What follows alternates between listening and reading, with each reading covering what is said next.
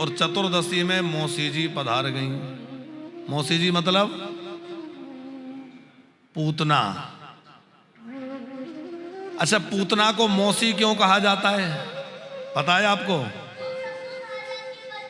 हाँ, पर मौसी क्यों कहते हैं?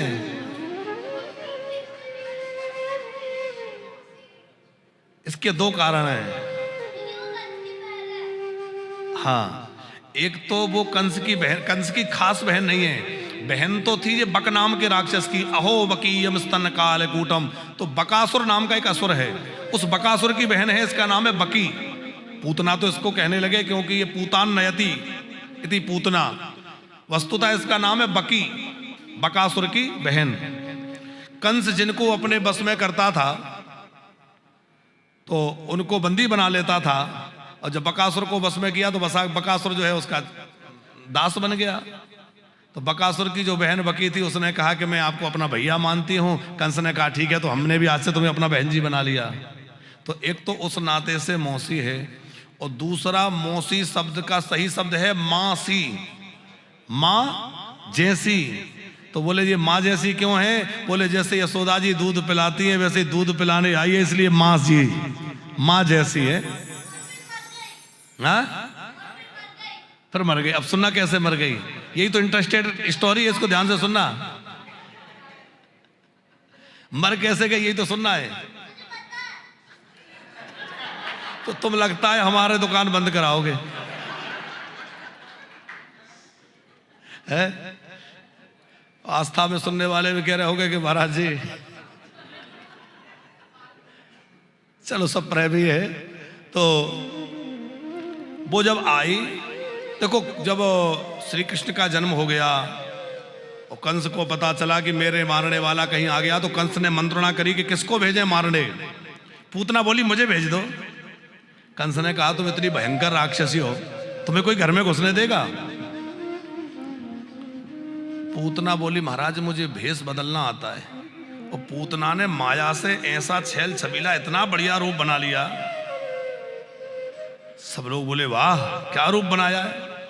जैसे लक्ष्मी जी है ऐसी सुंदरी बन गई, और लक्ष्मी की तरह सुंदरी बन करके गोकुल की ओर चली। श्री सुखदेव जी वर्णन कर रहे हैं, कंसेन प्रहिता घोरा पूतना बाल घातनी शिशुश्चकार निघ्नन्ति पुरग्राम ब्रजादिषु।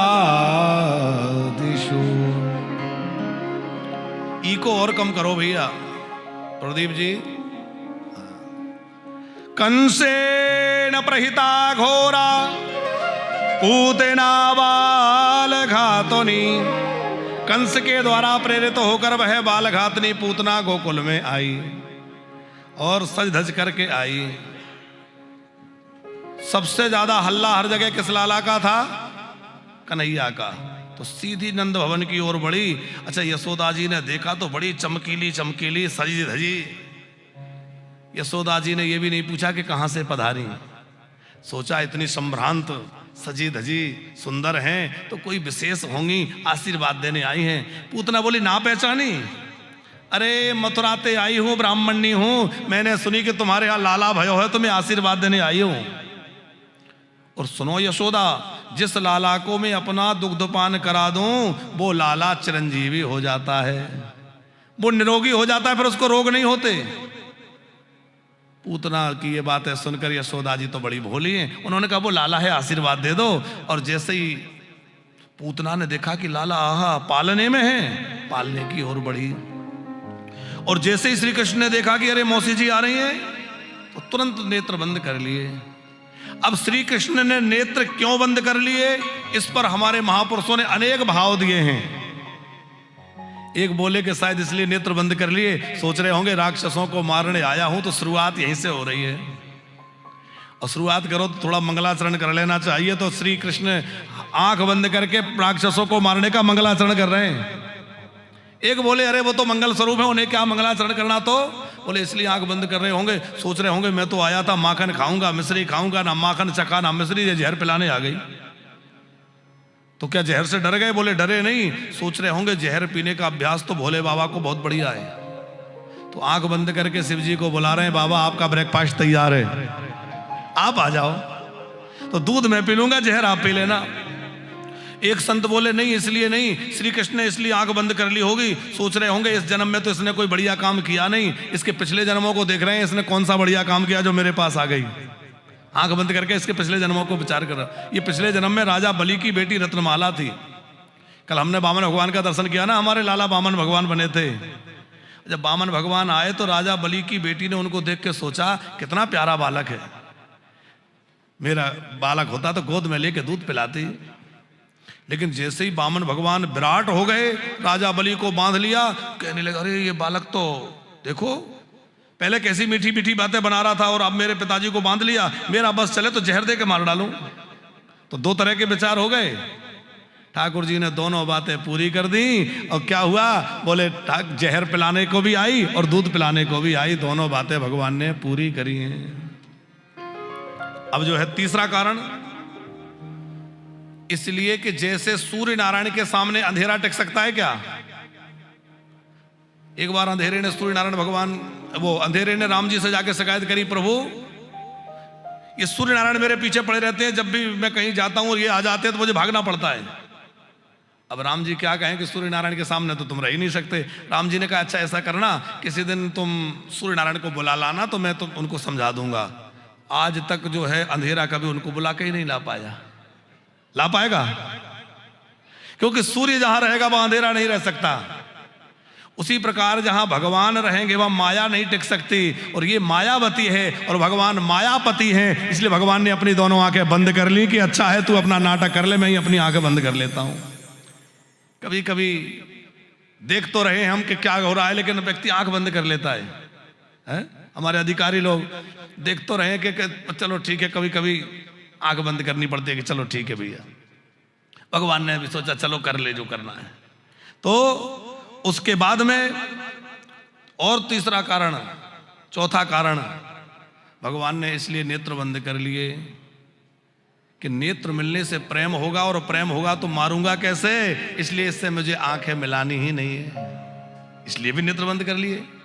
अथवा इसलिए नेत्र बंद कर लिए कि ये जो है दुष्ट राक्षसी है और इस दुष्टा ने जाने कितने बालकों को मारा है, मैं ऐसी बाल घातनी हत्यारणी की ओर नहीं देखूंगा, इसलिए आंख बंद कर ली होगी। एक संत बोले इसलिए आंख बंद कर ली कि ये बनावटी रूप लेके आई है और भगवान बनावटी लोगों की ओर नहीं देखते। यदि आपको भगवान को प्रसन्न करना है तो बनावटी बनकर मत जाइए, आप जैसे हैं वैसे भगवान के सामने प्रस्तुत हो जाइए, प्रभु मैं ऐसा हूं। बनावटी बन के जाओगे तो भगवान पसंद नहीं करेंगे। तब जो है पूतना को देखकर प्रभु ने आंख बंद कर ली और पूतना को लगा कि लाला सो रहा है, तो सोता हुआ समझ करके और पूतना ने उठा लिया।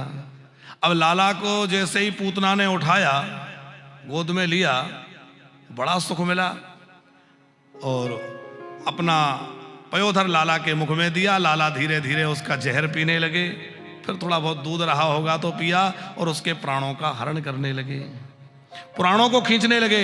अब प्राणों का हरण करने लगे तो उसके मर्म स्थानों में भयंकर वेदना हो गई, चीत्कार करने लगी, अरे लाला छोड़, अरे लाला छोड़, अरे कन्हैया छोड़। और कन्हैया भी कितने बड़े हैं, मात्र 6 दिन के हैं, और 6 दिन के कन्हैया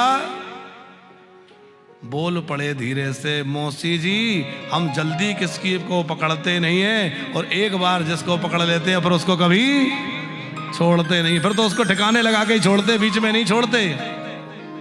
और लाला ने उसको ऐसे जोर से दबाया, समुंच मुंचालवत प्रभासनी निस्पीड्यमाना खिलजेव मरमणि व्यभृत नेत्रे चरणो भुजौ मुह प्रशविन्न गात्रा क्षेपतिरुरोधः।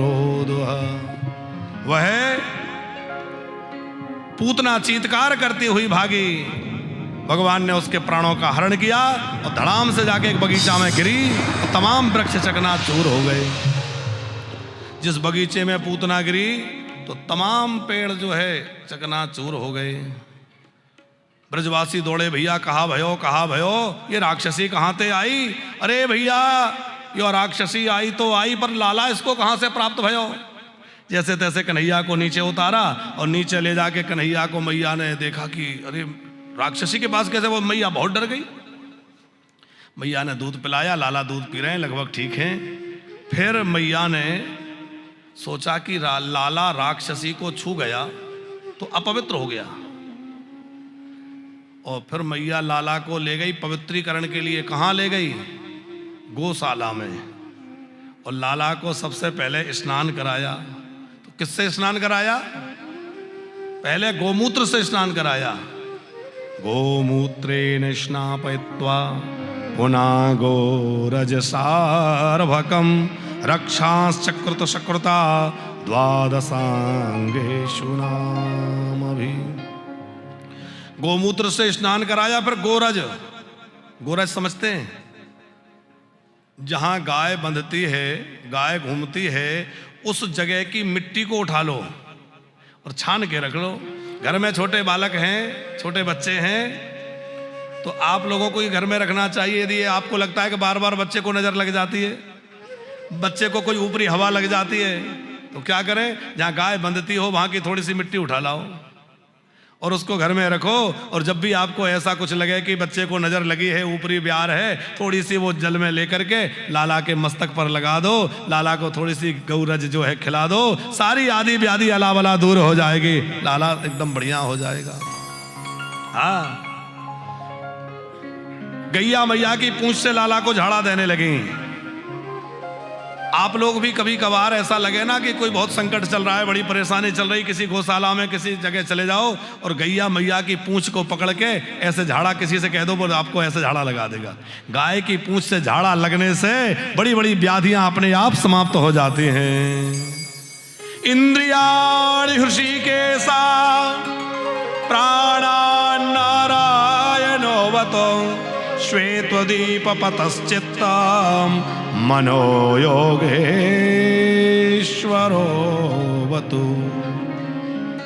फिर जो है बाल रक्षा स्तोत्र से लाला की रक्षा की बात गोपियों ने करी है। और सुखदेव जी कहते हैं जब पूतना के शरीर को जलाया गया तो बड़ी भारी सुगंध उसमें निकली। ये बात सुन के परीक्षित को बड़ा संदेह हो गया कि वो राक्षसी की अंदर से सुगंध कैसे? बोले बात यह है कि राक्षसी थी तो बड़ी दुष्टा, लेकिन श्री कृष्ण का अंग संग प्राप्त करने के बाद, श्री कृष्ण का स्पर्श प्राप्त करने के बाद उसका सारा दोष समाप्त हो गया। आपको पता है पूतना में कितने दोष हैं? पूतना लोक बालग्नि राक्षसी रुधिरासना जिघांसयापि हरये स्तनम दत्वा पशद्गतिम। ना तो उसका नाम अच्छा है, ना उसका काम अच्छा है। लोक बालग्नि, बालकों को मार डालना ही उसका काम है। तो कोई बढ़िया कुल खानदान की हो? बोले नहीं, राक्षसी, राक्षस कुल से है। अच्छा, भोजन बढ़िया करती होगी, फलाहारी होगी? बोले नहीं, रुधिरासना, उसका भोजन क्या था? बच्चों को मार के उनका रक्त पी जाना। तो भगवान के पास वो शरण में आई होगी? बोले नहीं, मारने के लिए भगवान को आई, जिघान से आप हरे।